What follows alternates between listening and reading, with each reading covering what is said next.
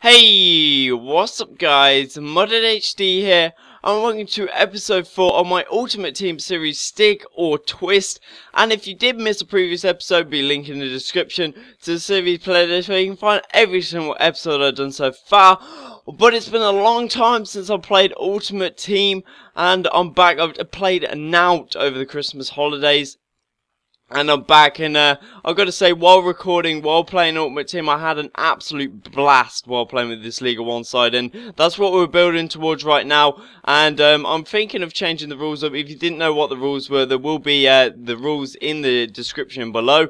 But we came up against this team, and really, I was thinking, this ain't going to go too well. But in the back of my mind, I knew that the handicap was going to be with me till the very end of this game, and really, I couldn't really tell. This guy was kind of poor. I gotta say, he didn't really have the FIFA ability that some players do. I don't have the FIFA ability, but it was just that I was better not being big-headed. But Jamie Mattock, the right back that we have, who's playing at left, well, who is a left back, but was playing at right back, manages to pick up a goal there, sliding it under the keeper, and I was absolutely ecstatic. But then Sigru plays a long ball. Look at that, no one in defense, and I don't know how Montagno does not put that one away, but a nice sort of half a volley, bicycle kick, whatever you want to call it. We had some great chances in this game. The momentum was with us, and really, was there a handicap? I don't think there was, but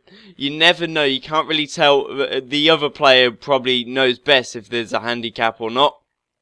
But anyway, Jafron there picking up a goal again, and we were 2-0 now, and we play a ball in Jafron here, and again he is going to pick up another goal. Check in no man's land, and this was I really love this game because this is one of the players that I hate, someone that brings out their keeper and really annoys me, and I was absolutely lolling my face off as he brought out his keeper, and I just knew that Jafron is going to finish from there. And we get the 3 points, we get the 1,000 coins, and really, from the 1,000 coins, I had to stick because contracts were an issue. Booz and Jafron were low on contracts, and I wanted to go out and get myself a right back and make this a whole League of One side, which meant that Mattock was going to be leaving, and Rivalieri, I went in for him because he basically was the cheapest and the best. I must say, looking at his stats, he had overall stats rather than just decent pace.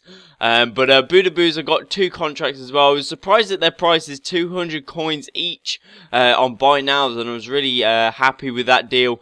But I do have a Debuchy. I don't know how he got in there. I think I was messing around with the gold packs, but I do go ahead and quick sell all of those, and it adds to the sort of the budget for buying players when I do manage to win games. So I had the team ready to go again and go into another game. And I gotta say, really, this team is looking good, and I'm thinking of adding a rule that I can lock in a team. Once I'm happy with it, I can lock in a team, and once I lock in that team, I cannot change it at all.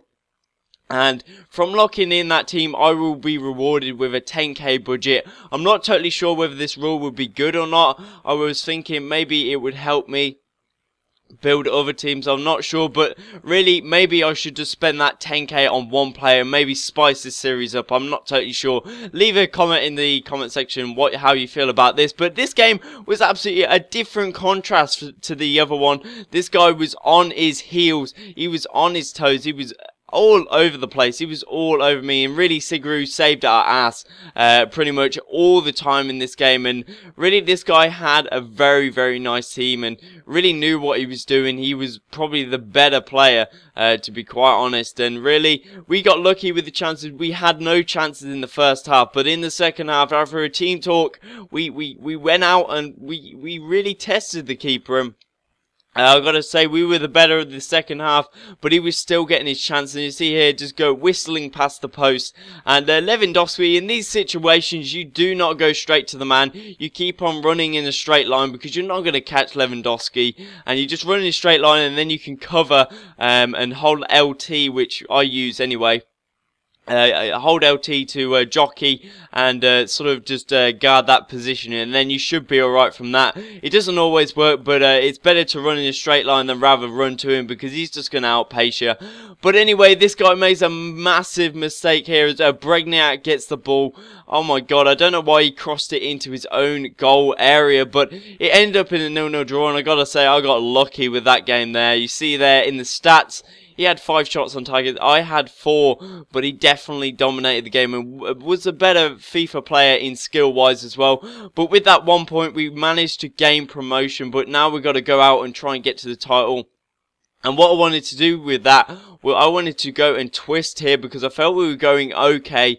And any team that I came up against, maybe we could just nick a result. But I had to go out and get contracts, which was kind of a bummer. But hopefully we can get a couple of contracts and then we can kind of push on towards making more risks and taking the rewards possibly. But this game here was a very, very difficult one, and you see here, oh my days, he has a very nice team, even though I don't know how he got 92 chemistry from that, but obviously he's heading towards something, and it's basically Portuguese, well, it's all a mishmash and stuff, and somehow he's got 92 chemistry, but obviously he's done his homework. But Ep.4, we were the better team at the start here.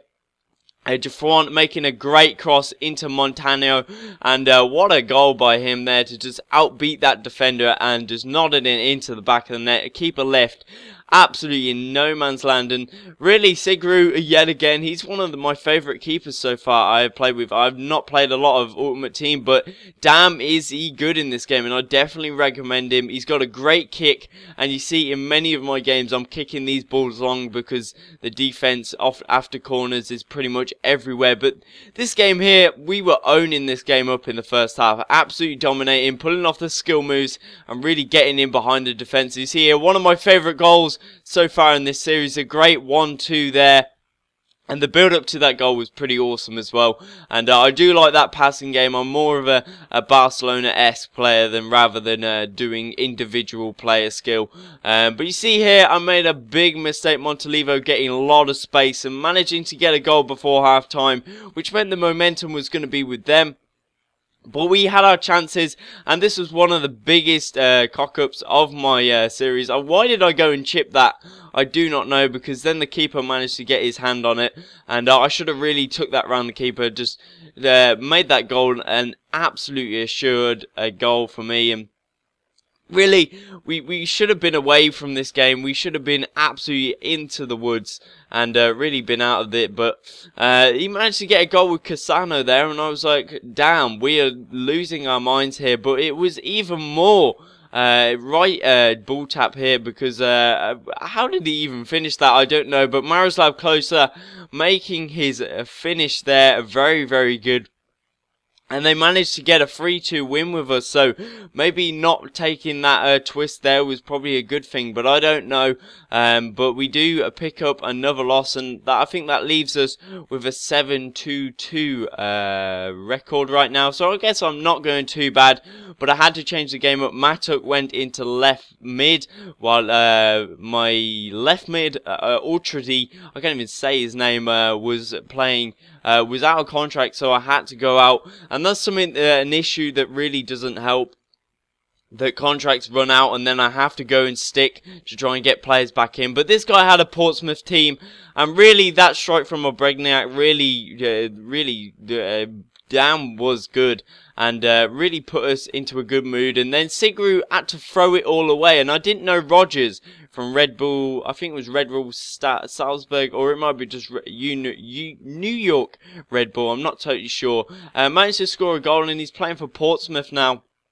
But great individual stuff there from Ep.4. Didn't manage to get the goal though, and really we should have ran away with this game, seeing as the team we were playing against. I didn't feel there's a massive handicap in this game, but he had his chances, I had his chances, and he had Joe Hart in goal, so it just added to the damage that we had to pull off great shots to get the ball in the back of the net, because obviously he's going to be one of the best goalkeepers in the game. But he definitely had his chances. You see here, Mucaloid, he's going out to the wing. He played the long ball a lot in this game, a bit of a Stoke City player. But really, we had our chances, and when Ep.4 goes through, you know he's going to score it. And unluckily for us, he didn't manage to score it that time. Really, the finesse shot did not pull off there, leaving it to the last minute, and Joe Hart makes a nice last-ditch save. But we were going all out, and Budapest, I thought he scored that from an absolute ridiculous angle. And a great kick here, as I said before, Siguru just playing the ball long, and a great cross into Montagnu. Ep.4, the ball a bit behind him, but he managed to get back and has enough time to finish it with a nice finesse shot, leaving Joe Hart stranded and leaving him absolutely bleeding goals here, because there we go, another goal from Montagnu there.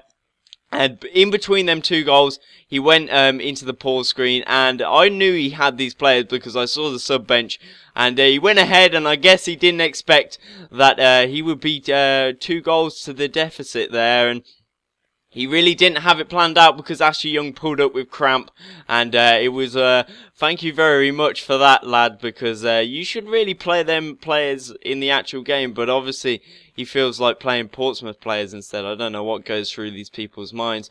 But anyway, after that game, we had the 1,000 budget, and I tried to go out. This was the next day, and it was kind of hard to get 200 coin contracts. It was really difficult, and I decided that the situation was that I need to go out and get myself some more Liga 1 players, and that's what I went and did. I got Diego, I think it's Diego Motta.